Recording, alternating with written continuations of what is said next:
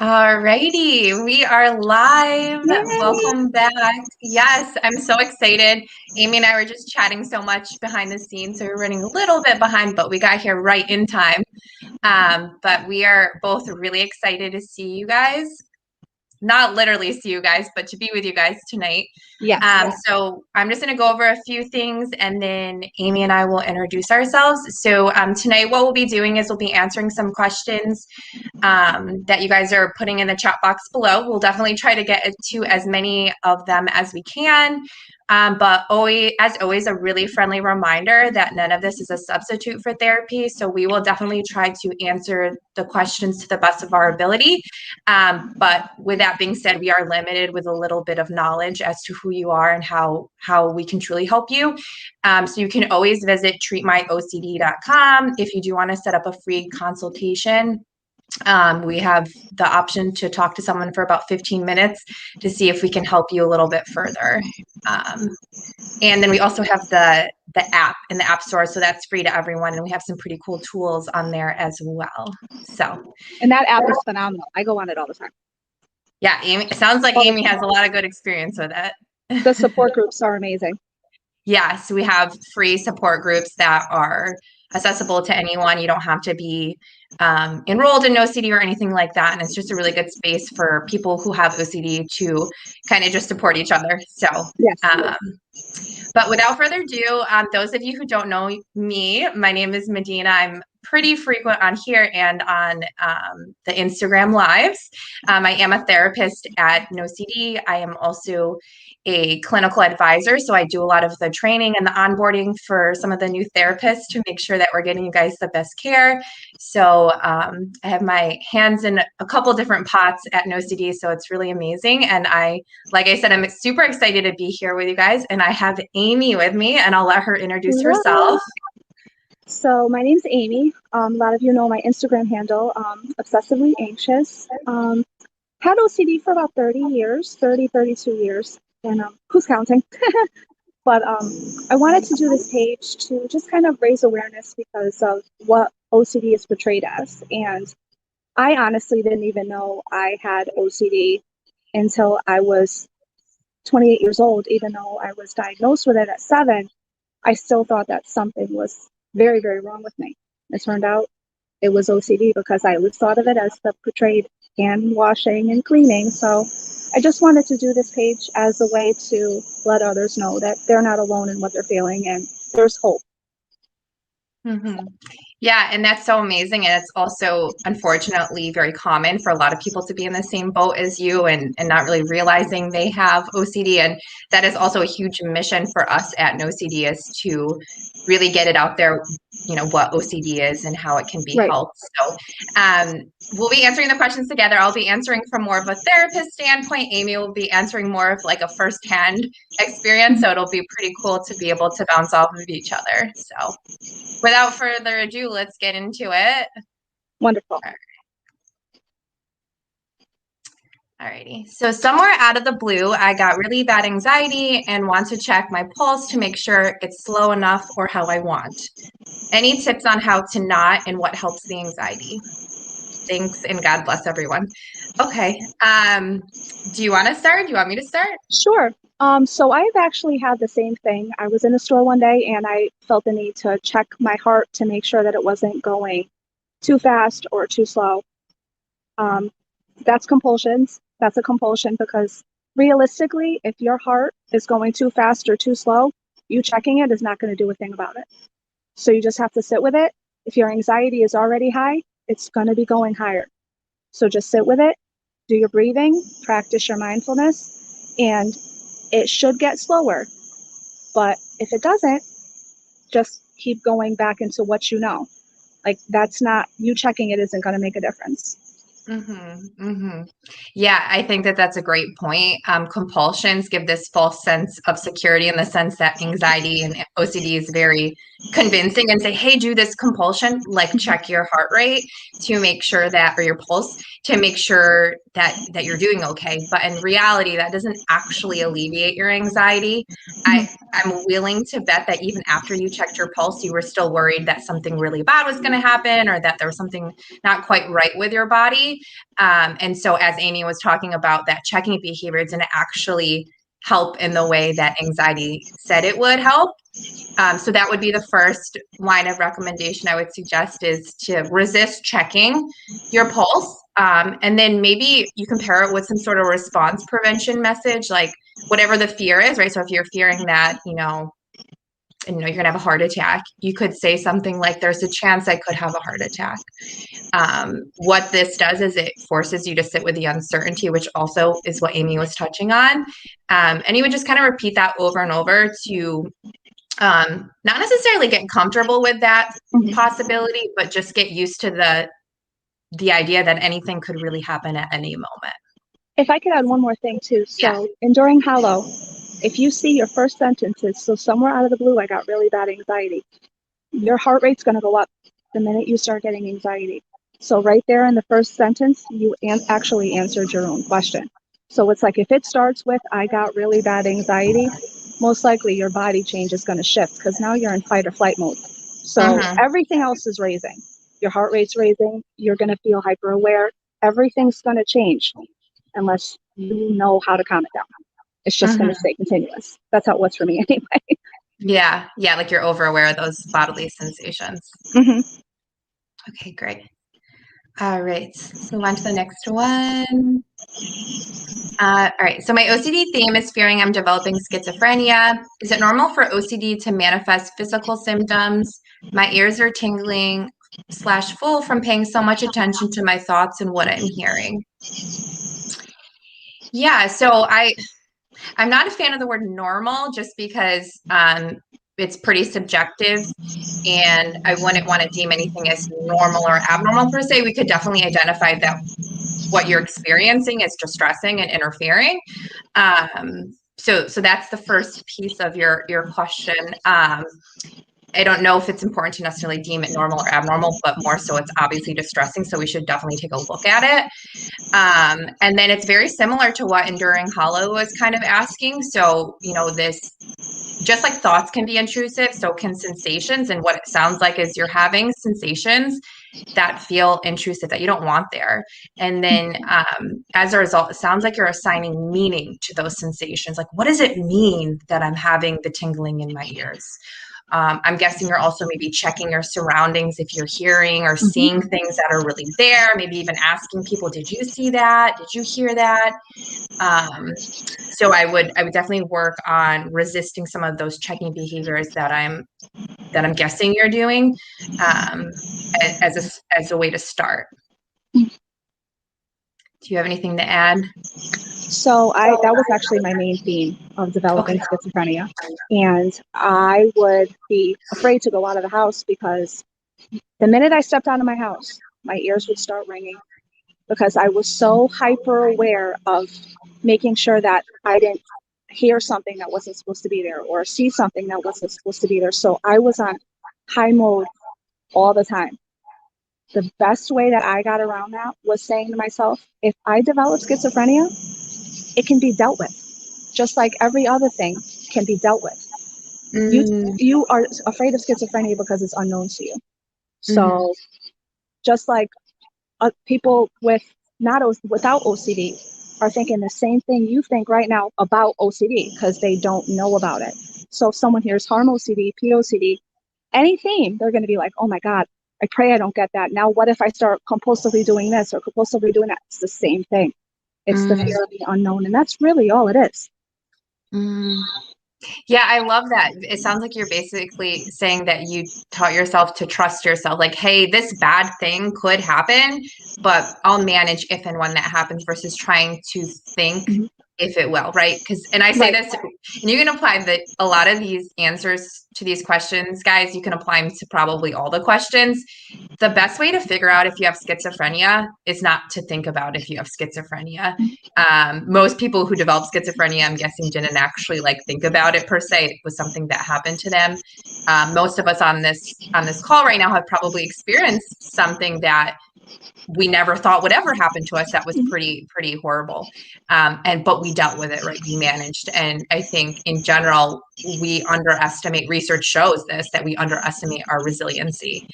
We do. And if I could just add one more thing, it can feel as real as it could possibly get. That's why OCD is so debilitating, is because it can make you believe almost anything. If that wasn't the case, it wouldn't be a disorder. Like, that's how I try to think of it when I'm having a bad day. Like, oh, like not reassuring myself, but just reminding myself that, okay, it can be here and it could be as bad as it wants, but I'm going to be okay with that. And I'm going to learn to be okay with that. Yeah, definitely. Hopefully that's helpful. But these are the great moments why you're here, Aimee. Oh, thank you. Oh. Okay. All right. So how to overcome false memory OCD and what kind of exposures do you recommend? Thanks for the talk. Do you want me to start? I actually had this one too, Okay, if you don't mind. perfect. Go for it. So exposures that you recommend, you have to do that with a therapist. They know you. They know your hierarchy that you need to be on. Us telling you what exposures to do, our exposures might work for us. They might not work for you. There's nothing wrong with that. That's why you have to sit down with the therapist and develop a hierarchy. How to overcome it? It's just like every other thing. Maybe it happened, maybe it didn't. I don't need to figure that out right now. And the false memory actually begins when the real memory stops. Like, it will insert any bit of doubt to make you believe that it happened. Just let it be there. It's any other intrusive thought, just like every other thing. There's nothing else to it. Yeah, one of my favorite things to say in response to the false memory OCD is, would you suggest anyone else punish themselves for something that they may or may not have done years and years ago? And I'll let you answer that. But if the answer to that is no, then my next question is, why are you choosing to punish yourself? And I do say choice, and I say that with lots of care and tenderness.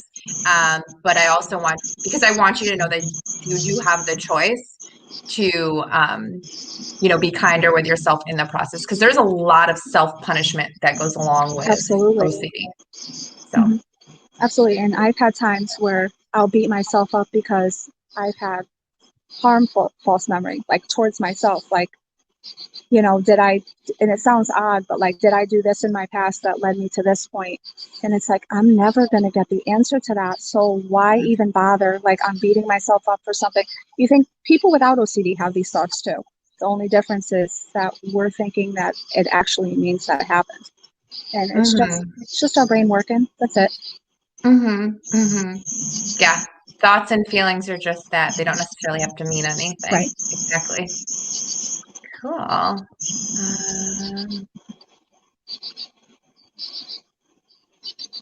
This is a pretty general one. How do you overcome intrusive thoughts? You don't try to overcome them. They're supposed to be there. Recovery is not having intrusive thoughts and not having intrusive feelings. The only thing is intrusive is the anxiety that you're feeling with them. There's nothing wrong with the thought. There's nothing wrong with the feeling. So I still have intrusive thoughts. I have them every single day. I had one 20 minutes ago, but it's not here anymore because I don't care if it's there anymore. So don't try to overcome it. Just let it be there. Say hello, continue with your day. And you'll see that you'll still get them, but the amount of time that you're getting them for is less and less because the anxiety is decreasing. So you're not signaling a false alarm in your brain anymore. It's just like, oh, okay, this popped up, whatever. It's just, so don't try to overcome it. That's the main problem. Yeah, I think that's a perfectly simple way to put it. Yeah, because everyone, I think don't quote me on the statistic, but it's like upwards of 90% of people have intrusive thoughts. And I really think the couple percent that said they didn't, they just don't realize they're having intrusive thoughts. And such a big reason why so many people come to see me is not because they're having thoughts, but because they're judging themselves for having the thoughts. Right. They think the thoughts mean something about their morality, right? Their characteristics as a human. So, yes. All right. Okay. So is watching a movie with harm in it a good exposure for harm OCD? So I can start. So this one gets a little bit tricky just because anything can be a compulsion. So I'd be very mindful with your intention behind doing really any behavior. So if you're watching the movie, to check to see how you feel, to see if you would do anything like that. Like, how's that person acting? Like, that person's wearing a red shirt. I wore a red shirt the other day. Does that mean now that I'm going to kill someone?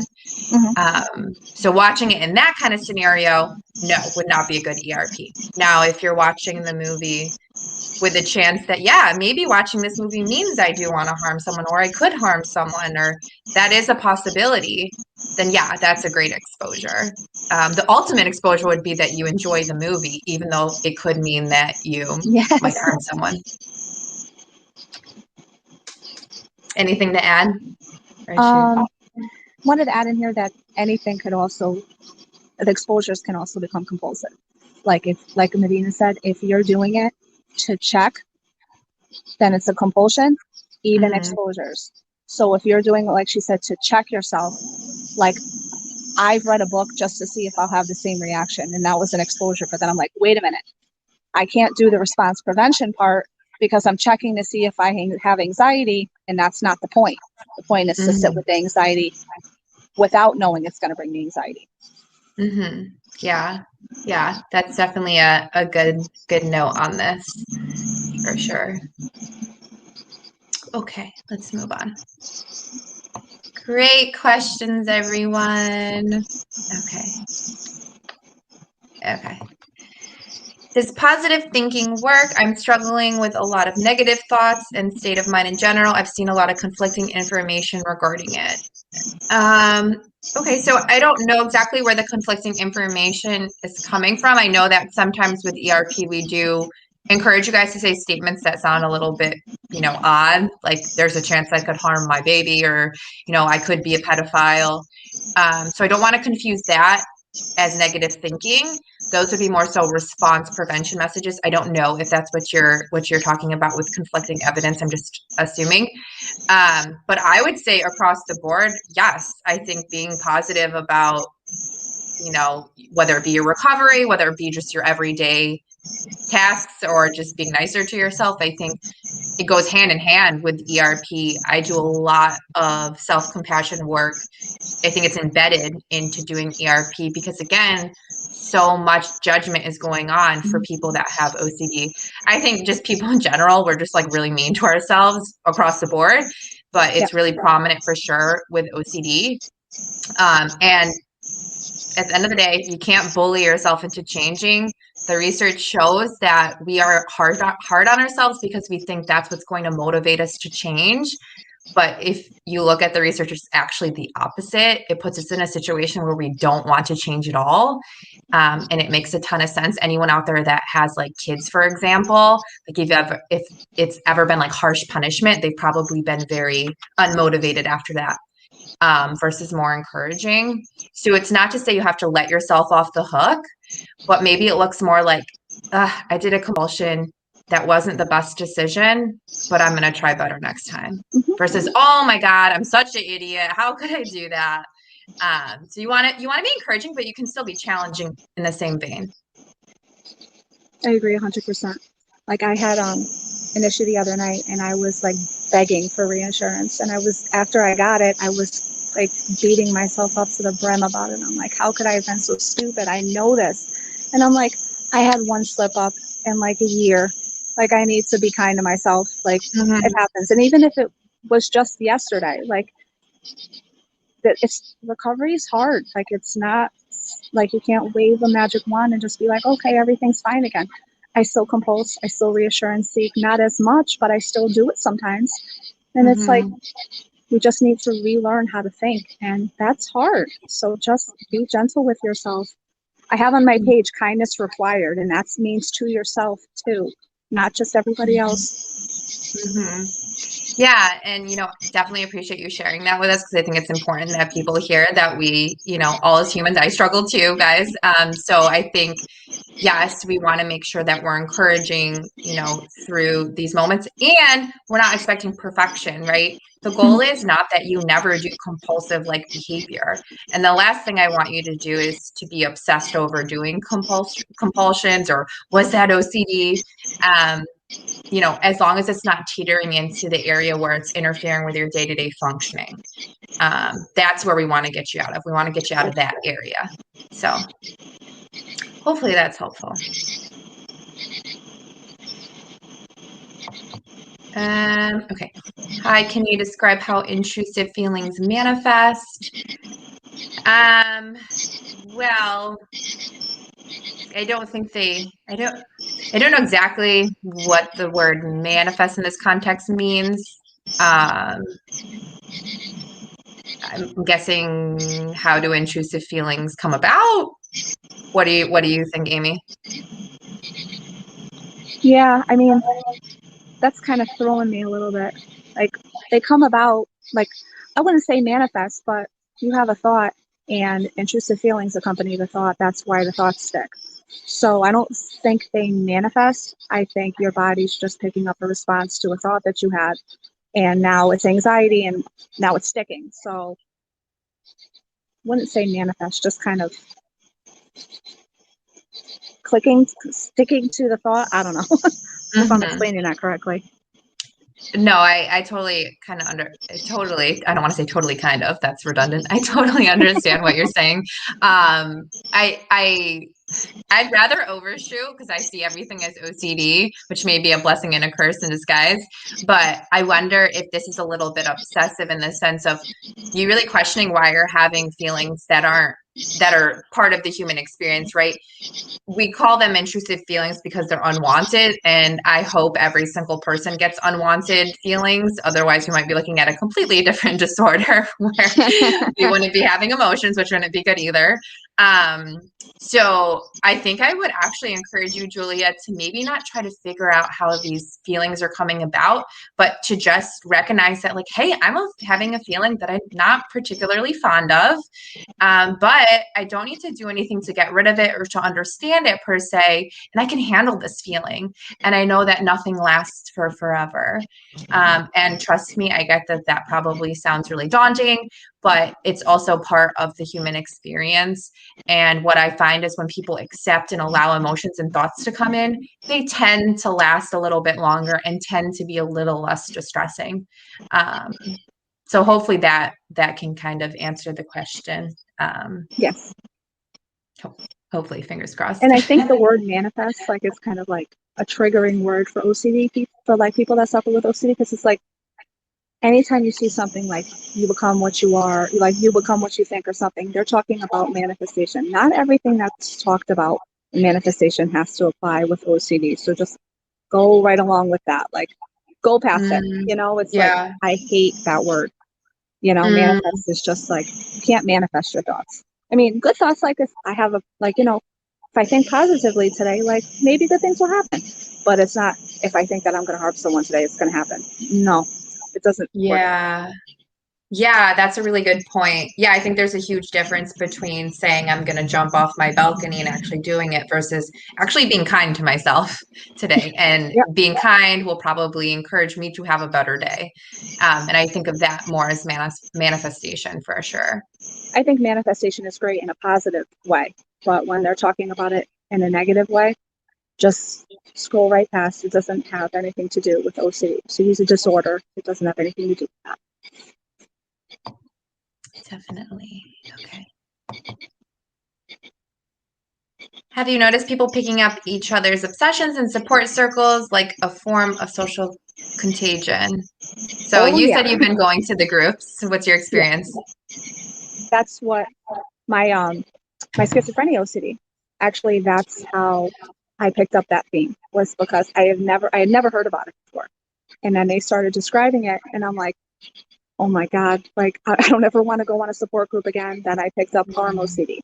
And it's just like, your mind is like tired after struggling for so much time, that it's just like, it comes in with so many themes. And it's like, at the end of the day though, it doesn't matter because you can't avoid life. You can't avoid reading. You can't avoid TV. You can't avoid anything. There's always going to be a trigger.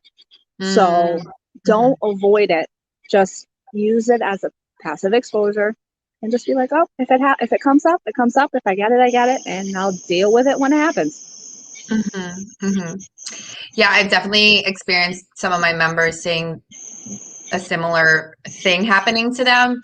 I always like to think of the word balance and coming back to intention behind behavior. So why are you going to the support group? Are you going to check to see if other people have crazy thoughts like you, to just confirm that you're not crazy? Or are you going because you want to, you know, support yourself on your recovery? And I think sometimes that means sometimes you are going to the groups and sometimes you're not. And that's what I mean when I say balance. And then I always like to bring in a little bit of humor with some of these thoughts and fears, because that is what the human mind does, right? If you hear a thought, say I see a commercial of someone who had a heart attack, right? Of course, I'm going to think about a heart attack, whether it be for myself or a loved one of my in my life, because that is what the human mind does. It sees something and then it thinks of it. So when that happens, that is the stopping point. So the thought that pops in is not what we have control over. When we see something as humans, thought will pop in. Now, all the stuff that's happening afterwards, all that conjuring up of information, all of those, ritualistic behaviors, that's what's fueling the fire and then leading to, yes, more like a clinical issue at that point. So I would normalize for yourself, like, yeah, when I see something, of course, it's going to pop into my head, but that doesn't mean I need to think about it or do any rituals around it. Just because you heard about something, does that now all of a sudden mean that it's going to happen? Right. And you can just kind of ask yourself that question. There goes that magical thinking. It's like, oh, I thought it, now I'm going to have it. Yeah, like that's exactly how it works. You see someone having a stroke, bam, you have one too, right? And obviously I use that with my members that I have a little bit of better rapport with, but I think humor in general is really can be therapeutic because anxiety causes you guys to be very serious. And lightheartedness can be important in some moments. So humor always works well. I love it. Good. I'm glad. Okay.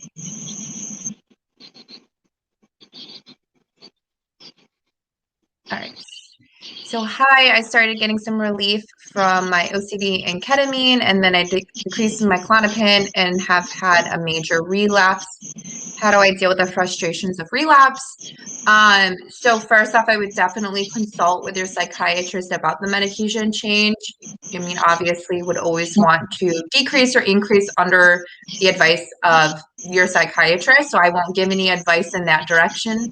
And then as far as frustration with relapse, I don't know if I'm a fan of the word relapse. I kind of see recovery as an ebb and flow. So I see it kind of like this. And I would hate for someone to think that one bad day means they relapsed. And I don't even like the word bad day either. There's a lot of words I don't like, apparently.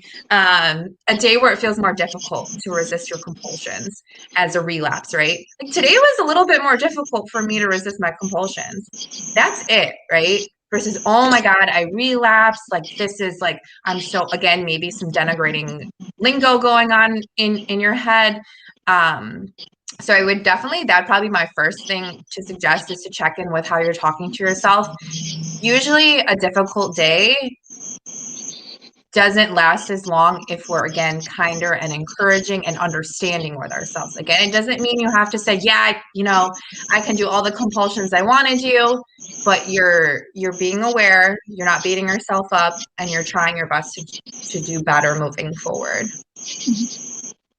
If I can add something too. Yeah. What I like to say to myself is that everyone has bad days. Not bad days, but everyone has days that suck. Like I don't want to swear, but like everyone has bad days. If you have OCD, if you don't have OCD, bad days are inevitable. You have to understand that, like, I don't know how to say it.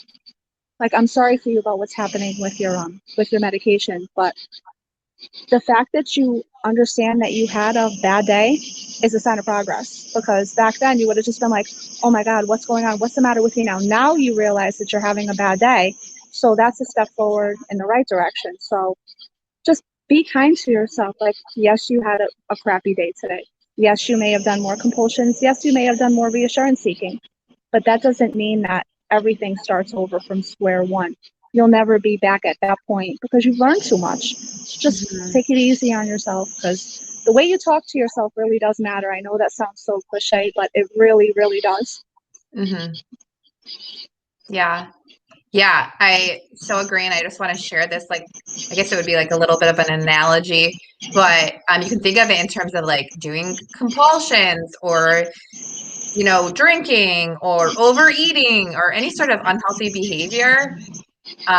If you drop your phone on the pavement once and you see that it's cracked, do you pick it up and then now continue to smash it on the pavement, right? Because I think that's kind of what happens for a lot of us, right? We do one compulsion. It's like, oh my God, I messed up.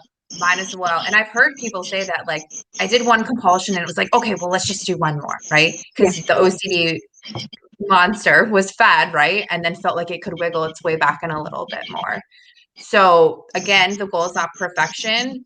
1, 2, 3 compulsions even doesn't have to lead to a whole day of compulsions or a whole week of compulsions. So yeah. Okay.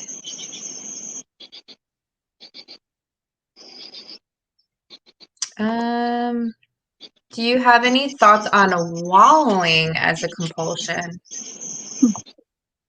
I low-key feel like I have to Google what wallowing means. Wallowing means like sitting in your sadness, right? Yeah, that's what I thought it was going to mean. So we'll go with that. I'm pretty sure that's what it means. The thing is, like, I'm sorry, Madina. Like, I feel like if it's not serving you any good, why are you doing it? Like, wallowing in sadness isn't going to get you anywhere positive that you want to be at right now. So you can wallow, but you're only going to ultimately feel worse, because that's what OC wants you to do. It wants you to stay stuck, because then it's going to miss you, and then just starve it. And like, you know, I wallow sometimes. I'm not going to lie. I'm like, I feel so bad for myself. But where does that get me? It doesn't get me anywhere. But anything can be a compulsion. Anything. Yeah, and it can be helpful to look at it in terms of long-term versus short-term relief, because wallowing in the moment probably does feel a little bit easier, like, I'm just gonna like kind of sit in my sorrows. But long-term, I think, as Aimee is kind of touching on, that's not going to be super effective. Same way as just compulsions in general. Compulsions in the moment reduce stress, anxiety, make you feel like you're preventing some sort of fear from happening. But long-term, they've created a lot of chaos. So perhaps thinking about long-term versus short-term benefits. Thank you for saying that, because I needed to hear that. It's like, when I'm compulsing, I don't think about the long-term. I'm only thinking about the short-term relief that I'm getting in that moment, and I'm not thinking of all the extra work I'm going to have to put in now for that 5 seconds of a compulsion. So thank you for saying that.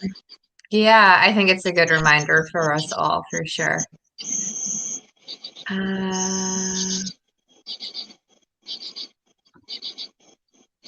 I want to get therapy. I'm out of your supported regions. MD, Derek, we are definitely trying to get as active as we can in as many places as we possibly can. So please just continue to stay linked with us, and keep a lookout for when we are live in wherever you are located, whatever region you're located in.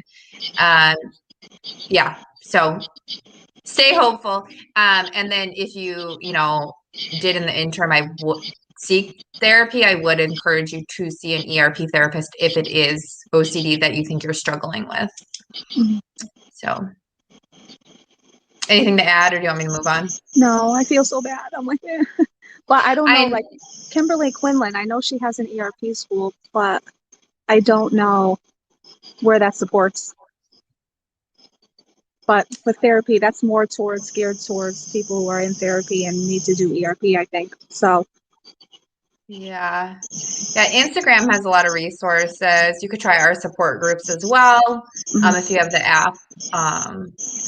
Lots of psychoeducation on Instagram. I know it's definitely not a substitute, like I've mentioned, but could help hold you over until then. So, all right. I do have ruminations and contamination fears. Help me with some effective tips. All right. Go ahead, Madina. I don't really know about this one. All good. So just because I don't know the nature of the contamination, I know it can be a lot of fear around contaminating yourself or contaminating a loved one or, being responsible in that sort of way. I would first and foremost encourage you to try to get an ERP therapist where you guys can create a detailed and specific plan to you and your fears. But, just generally speaking, trying your best to not avoid situations, trying your best to maybe reduce any of the compulsions, whether it be washing or cleaning, any sort of specific ways or special ways in which you're following these kind of rituals. So I know a lot of times with contamination OCD, there can be very special ways to do their rituals, like maybe even showering, like certain body parts have to be showered before other body parts, certain sorts of soap have to be used, certain temperature of water has to be used. So just slowly weaning yourself off some of those things. And trusting, I think something with contamination, I see this obviously with all the subtypes, but I definitely noticed it a lot with contamination is this Madina, I don't know if that was OCD or not. So there's a lot of questioning. And then when I really probe my member, they're able to tell me yeah, that was definitely excessive. So I think just trusting in yourself that you can recognize yeah, that's probably not necessary. Because I think there's a lot of justification right now, especially with, COVID and the new variant, justification in the behavior of well, there's this going on. But yes, if your hands are cracked, for example, we've gone to an excessive arena. So we want to make sure that we're trusting that we know what's excessive and what's not. So yeah, slowly trying to wean off some of those rituals. And again, this can apply across the board. This will be the last thing I say about this question because I know I'm ranting a little bit. You're doing all these rituals because you want to avoid feeling like you could get sick or you could get someone else sick. But I'm willing to bet that you do all your rituals and you still worry that you're going to get yourself or someone else sick. So we're left with the same result. I'd rather you live your life and wonder if you're going to get yourself or someone else sick versus do all the rituals and live anxiety or OCD's life and still wonder if you're going to get someone sick or get yourself sick. So that's such a good point. Yeah. So we're left with the same result, and I always say the biggest ERP that any of you on this call can do is that you live your life even though you have doubts and fears. So yep. Do what you would do if you didn't have OCD. That's how I like to live. There you go. Yeah. I'm going to do it anyway. Okay. Any advice on dealing with Just Right OCD? It's latched onto a past event where I'm happy with how something turned out, but OCD constantly plants doubts and wants to make sure it's protecting it. So I think that's kind of like the false memory OCD. It's just OCD is a doubting disorder, so it's going to put doubt wherever it can get it. You trying, like I said with the false memory OCD, I don't need to repeat myself, but you trying to figure it out. If it's a past memory, there's no way you're going to get certainty no matter how much you try. And the more you try to find it, the more uncertain you're going to get. So you're never going to find relief no matter how hard you try to figure it out. It's just best to just let it go. I know that's easier said than done, but. Well, I mean, you have experience yourself trying to just let it go. So I think you're probably pretty privy to how difficult that is.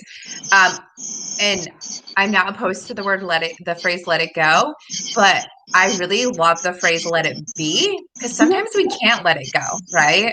You're right. Yeah. And so I think it gives you a little bit of permission to feel maybe not so good about this memory that you're talking about, or, maybe even you, Aimee, like this fear of getting schizophrenia. Like maybe that's a really hard thought to let go and that's really upsetting. So you just let it be, right? And I don't even want to say maybe it's an upsetting thought. Obviously, it's an upsetting thought. So, but yeah, I would definitely agree with everything that Aimee is saying. I think the big thing that stands out here is you said it's a past event that makes you happy. So we know that OCD likes to latch onto things that are really important to us. So it wants to attack something that sounds like maybe it was a good memory and make you doubt it, because it's something that's important to you. And I always like to point that out to my members. You're worrying about this because it's important to you. Aimee, I'm willing to bet that your mental health is really important to you. And that's why you're worrying about if you would develop schizophrenia, right? And so I like to remind you guys of that because we worry about the things that are important to us, not necessarily because these worries are any more important to worry about or to figure out than anything else. Right. It's just near and dear to us. So, okay. So let's move on.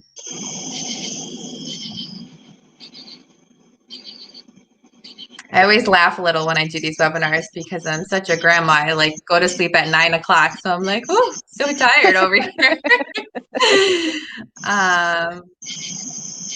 Okay. Do you have any tips on how to deal with OCD, intrusive thoughts, when you are sick and not feeling good? I would love to hear your thoughts, Aimee. I'm so sorry, first of all, that you're not feeling well, but OCD likes to ramp up whenever there's a change, especially in your body. Like it's already your immune system's already weakened. So you have to kind of think like your brain is weakened a little bit too right now because you're exhausted, your mind's working overtime, your body's working overtime to try to get you to feel better. So it's more just saying to yourself, again, being gentle with yourself, I'm not feeling all that great today. And I know that my OCD might ramp up a little bit. And if it does, then if that's okay, I'll just let it be there. But you have to understand that OCD hates change. Like I had a new job that I got last week, and it was trying to instill every reason why I shouldn't get it. So therefore, like it was horrible. Like my stress level was through the roof. So now the reason why your intrusive thoughts are coming in is because your OCD is saying, well, what if you're not sick?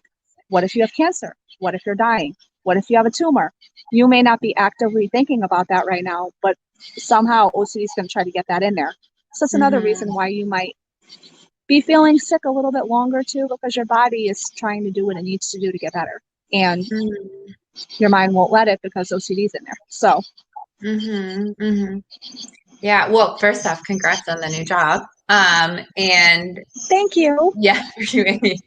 And yeah, so sickness is a vulnerability, right? It is exactly what Aimee said. So just being more prepared, it's the same way we identify triggers or simple things like being hungry or not getting a good night's sleep are all things to keep in mind that make us more susceptible to wanting to do or feeling like the urges to do compulsions are a little bit more intense.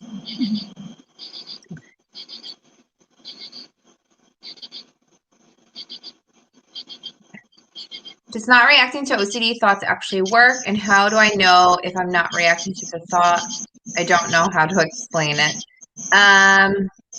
Yeah, so we have found time and time again that yes, not responding to thoughts is very effective. It is very hard also.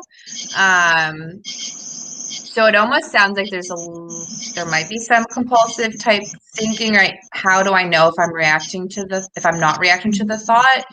Well, you're not engaging in it, right? So I think there's a difference between thoughts and thinking. So a thought is something that just pops in, right? I kind of talked about it earlier. It's not something we try to think of. For example, Aimee, I don't think you try to think of what if I have schizophrenia. That just kind of pops in, right? Now, that's not something we have control over. Right. What we do have control over is checking our body sensations or checking to see if I'm hearing things in the environment or not, or ruminating on if I have schizophrenia or not.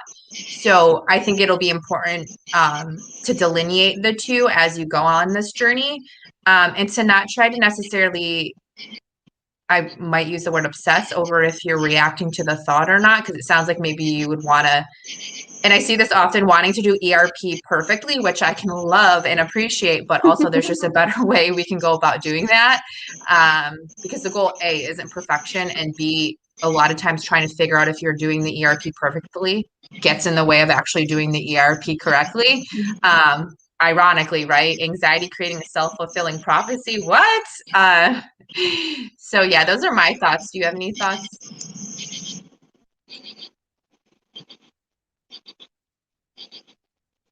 Can you hear me? I can hear you. Yes, thank you. Do you have any thoughts on his question, or? Basically, I was just gonna add, like, I didn't know if you said this. A few pieces broke out, but if you're trying to see if you're reacting, you're checking your feelings, and that's a compulsion. So, what you want to do is, like Madina said, the thoughts and thinking is two completely separate things. So, if you are reacting, if you do feel that wave of anxiety, just let it be there, because I noticed that by trying to get the anxiety to go away, it only persisted. So just let it be there. I know it's uncomfortable, but it really does work to just not push it away. And like, if I get angry, my first thought was, well, I'm more angry, so does that mean I'm going to act on my harm fears? Anger is just a human emotion, just like every other emotion. It doesn't mean anything. It's just sitting with it and letting it be. Yeah, and to just an additional thing to add here, anxiety is never satisfied. So as you said, Aimee, if you get angry, you wonder if that's going to make you act on your harm thoughts. And I've also seen the opposite. Madina, the thought doesn't bug me. Does that mean I'm actually going to do it now? Right. So it's like you can't win no matter how you feel in association with the thought. OCD is not satisfied. So you will never win. OCD is great at arguing. Like you said, it will never be satisfied no matter what you do. Definitely. Is reassurance seeking ever appropriate? It's a bad habit of mine. It's a habit of mine. I put in the word bad. Freudian slip. No. Yeah, so I think that I don't think the goal would be that you never ask for reassurance. I think as humans, it's important that we get validation in certain places of our lives. Again, I would look at it in terms of if it's clinically impairing, meaning if you're asking for so much reassurance that it's interfering with your functioning, whether it be your relationships, your work life, your self-care life, then I would say, yeah, it's starting to teeter into an area where it is not appropriate. But again, goal is not perfection. So you are going to seek reassurance from time to time, but we definitely want to minimize it. I agree. Okay. What should we do about uncomfortable images? It's like they know exactly what I've been through. Images are no different than thoughts. They feel scarier because you're seeing it instead of thinking about it. So I used to have images of a movie that scares the Jesus out of me in my head. When I would close my eyes, I would see it. So it would terrify me because I'm like, oh, well, I'm thinking it, now it's going to happen. And it feels like it's actually portraying in your mind. It's terrifying. But it's not any different than thoughts, images, urges, feelings. There's no difference. You just let it be there, just like every other thing. Yep. Great advice. I'm going to move on just because there's still so many questions. All right. Any advice to give on relationship OCD? I consistently question my feelings or good things in my relationship and perform compulsions to overcome anxiety. It gets tough for my boyfriend and me. Well, in Madina fashion, I'll challenge this. You said, I'll do compulsions to overcome my anxiety. So then are you not anxious anymore about the relationship? Right? Because I think there can be, unfortunately, some positive misconceptions around our compulsions that they actually work, right? And so I would personally, I would first address that, right? So this idea that your compulsions do help you overcome your anxiety. So challenging the OCD there, because OCD has lied and said, hey, do this because you're going to no longer feel anxious. And maybe you do feel relief from anxiety for momentarily, right? So challenging that first. And then I would just do all sorts of things in the relationship, but the key would be not to assign meaning. So for example, maybe you hold your partner's hand one day, but that doesn't mean anything. Just because you hold their hand doesn't mean that you guys are madly in love, right? Because sometimes people might do acts like that to confirm that the relationship is healthy and well. Maybe one night you call him back an hour later instead of calling him back immediately. But again, the caveat here is that you're not assigning meaning to why you called him back an hour later.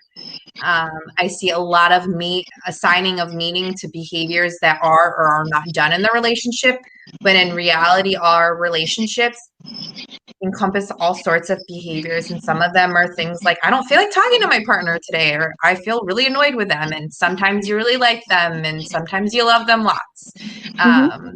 Versus taking it from moment to moment and trying to figure out what every single thought or behavior or feeling means. Anything you want to add, Aimee, or should we move on? Just trying to think, like, I'm married, so I know there's times that I want to, like, just like stay away from my husband, but it's just, that's common in relationships. You're not going to be in a good place every single day, all day. Like, it's not realistic. So you have to move forward with what you want to do, not what OCD tells you to do, because ultimately it wants to see you upset. It wants to see you struggle. So if you think this person is the right person for you, then go forward with it. And if you don't, then it's just, you can't do it because OCD is like, well, you should break up with that person, because that might have been the one for you. So why are you listening to what OCD is going to say? You live by your values and how you would have lived if you didn't have OCD and anxiety, because chances are you wouldn't be questioning it if you didn't have it. Yeah, and as I'm just looking at the question a little bit further, I see this really commonly. She said she questions the good things in the relationship, which again is a great depiction on how anxiety is never satisfied. Because when things are poor, maybe not as healthy or whatever you want to deem it, of course OCD is in a question, oh my God, does that mean we're not meant to be together? And then when things feel good, it's like, well, am I just faking it? Do I really like hanging out with him? Am I just pretending, right? Well, again, either way, OCD wasn't satisfied. And the best way, shockingly, to find out if this person is the one for you is to actually engage in the relationship, but not to necessarily think about it. Exactly. Right? Yep. So hopefully that can be helpful. Okay. Any tips for OCD and COVID? I always fear having it and passing it, and therefore keep getting tested. COVID is tricky because sometimes you have it and are asymptomatic. Yes. So first off, let's stop getting tested in an excessive way. I'm willing to bet every time you get tested, right after, you still want, oh my God, was it a false positive? Did I get the right results back? Or did I contract it after I got tested? That's right? Exactly what I was just going to say. Yeah. So it doesn't sound, again, like the compulsion is working, right? You're getting the test and you're not actually getting that relief because, yeah, COVID actually is super uncertain. And that is unfortunately the reality of our lives right now. And we're all going based off the same data in that sense, that we don't know 100% if we have COVID or not. I would just generally speaking, go based off the CDC guidelines as far as like cleaning and things like that. Yeah, so CDC guidelines, and there's a chance that you could pass it on to someone. And the interesting thing with contamination, anyone on here who has contamination, how do you know if you are the person that got someone else sick? Would you ever know that? There's no, right? Nope. And I'm willing to bet, maybe I've seen this too. Someone that they don't even really know or haven't even been associated with got sick and they think that they got them sick, right? It's, again, this never satisfied sort of anxiety. So you'll never even know 100% if you got someone sick. And I'm also willing to bet, Allie, you have gotten someone sick before and someone else has gotten you sick before. I've also gotten someone sick before. I'm willing to bet you too, Aimee. everyone on this call, right? That's how, sickness spreads. So now are we all bad people and we should all punish ourselves, Allie, and get lots of COVID tests and ruminate on it a lot? Or should we understand that, sometimes that happens, that sometimes we as humans, we get sick, but move on with our lives, try to wash our hands as best as we can, wear masks, whatnot, but still ultimately live. So anything you want to add, Aimee? Oh, no, that's good. Okay. Thank you.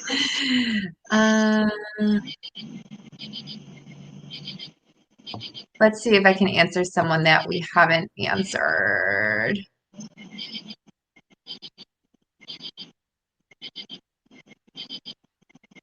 So I see some more about health anxiety, which we've kind of touched on.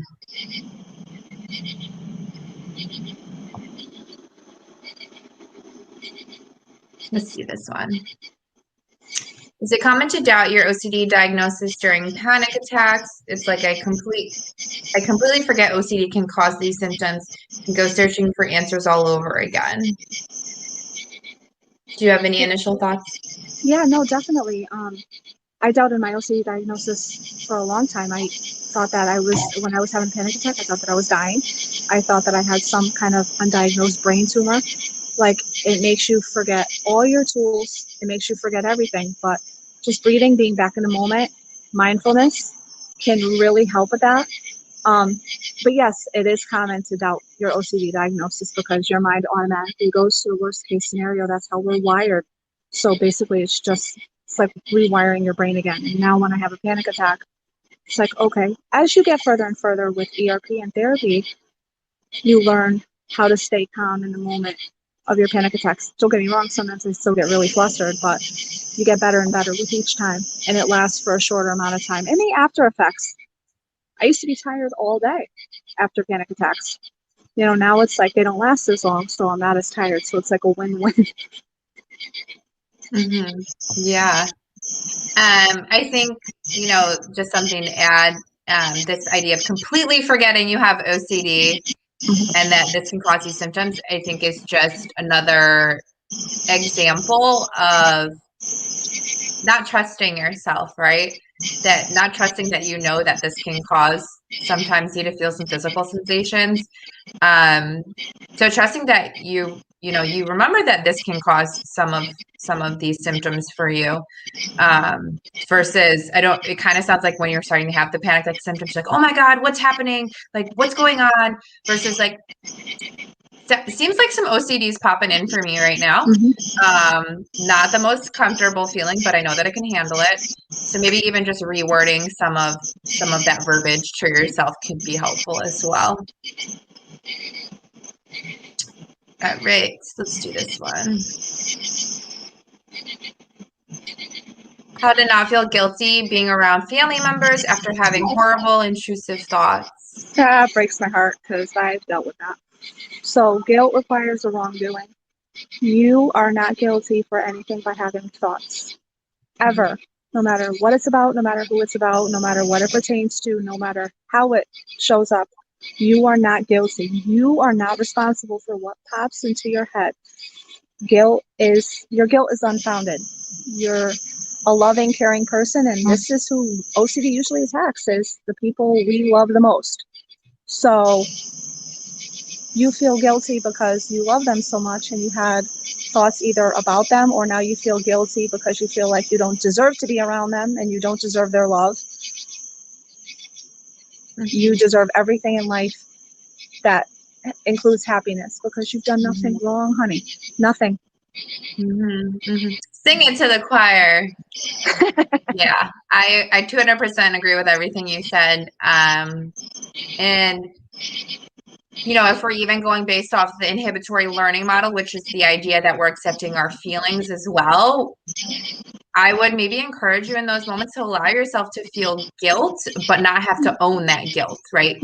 Because I think in some instances we are going to, fortunately and unfortunately, feel guilty. Again, it just means that you care, right? It doesn't mean, like Aimee was saying, that you're actually you actually have done something that would require punishment, right? Because that's what essentially it sounds like you're doing. You're punishing yourself. You're probably missing out the time you're having with your family because you're wondering if maybe they know these awful thoughts you're having, or what would they do if they knew I was thinking these awful thoughts. And then again, normalizing that your family members are also having these thoughts. Yes. I'm willing to bet. So maybe not those exact thoughts, but we all, like we mentioned earlier, we all have intrusive thoughts. So normalizing it a bit for yourself, maybe even taking off that word horrible intrusive thoughts. So you're Yes. not judging your thoughts. We can definitely validate that they do not feel very good for you, but we don't want to judge them as, like you're bad for having them. Yeah, because they're neither good or bad. They're just there. Yeah, Just like the feelings, they're not good or bad. They're just existing. That's it. Yeah. So we are at the 9 o'clock mark. Should we do one more for the people? Sure. Okay. Let's see. Oh, wait. Okay, so we have a fan favorite, Aurora. Hopefully I'm saying that right. She wants to hear from you, Aimee. Depersonalization, derealization. Oh, okay. She knew exactly what she was going for on that one. I talked to her personally about it because she's fantastic. So I've had depersonalization since I was 11 years old, and it's that whole. I've had the whole. I feel like I'm in a dream. I feel like I'm floating. Is everything real? I remember one time turning around and making sure that my kids were still in the car, even though I had buckled them in the car, because you have that fleeting moment of, like, am I in a dream? Like, did I forget something? Like, it's just your anxiety spiking.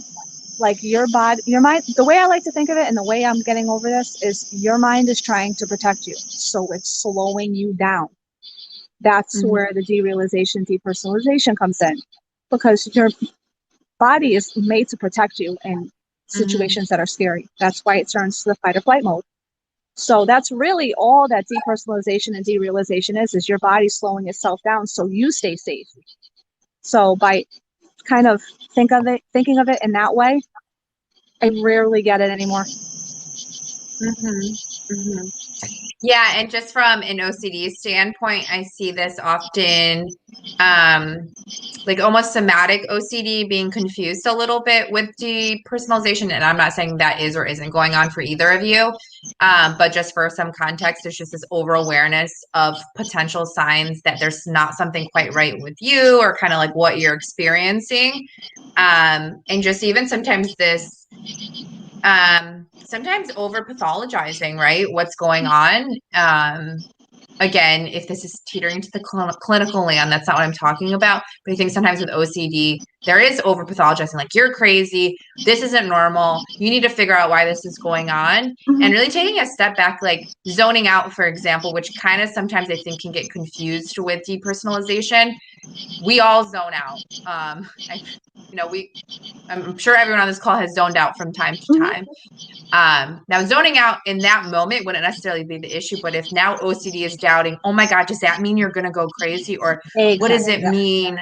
Like that follow-up or that conjuring up that I was speaking to earlier, that's what I think OCD thrives on. And again, this is separate from if this is like depersonalization associated with a different disorder. I don't know exactly what Aurora, I don't know why I have an issue saying that name, is talking about, but just for some context. So, oops, I did not mean to click that. All right. Okay, so I see that there's still a lot of questions left, so we are so sorry we were not able to get to all of them, but we were able to put a big dent in them. So we definitely appreciate you guys hanging out with us. I loved hearing a little bit about your side of things too, Aimee. So I loved that you were able to join us. Thank you for having me. I love doing this. We have to do it again soon. Yeah. Do you want to do a shameless plug for your Instagram handle again? Obsessively Anxious is my Instagram handle, and I'm always there for DMs. Like if you want to just be like, oh, I need just kind of just some kind words of support, but please know that I cannot cannot give advice through DM. It breaks my heart, but I can't do that. So please remember that if you do message me, I'm happy to be like, I'm here for you. If you want, I could just listen. But please know that I'm not a therapist, but go to Treat My OCD and they can help you as much as possible. Yes, yes. So, like Aimee was just saying, please visit treatmyocd.com if you do feel you are struggling with OCD and you need help. We have a ton of ERP therapists that are ready to meet and treat you. And yeah, you can set up the free 15-minute phone consultation on that website. Please follow our NOCD page. We have, like I said, some free support groups. We have live Instagrams. We have these live YouTubes. And lots of resources that you can use. And yeah, I think that's a wrap for the night. Anything Thank else you you want so to much, add? Madina, for having me. It was such a pleasure. Yeah, thank you for joining me, and we will see you guys next time. All right, bye, guys. Bye.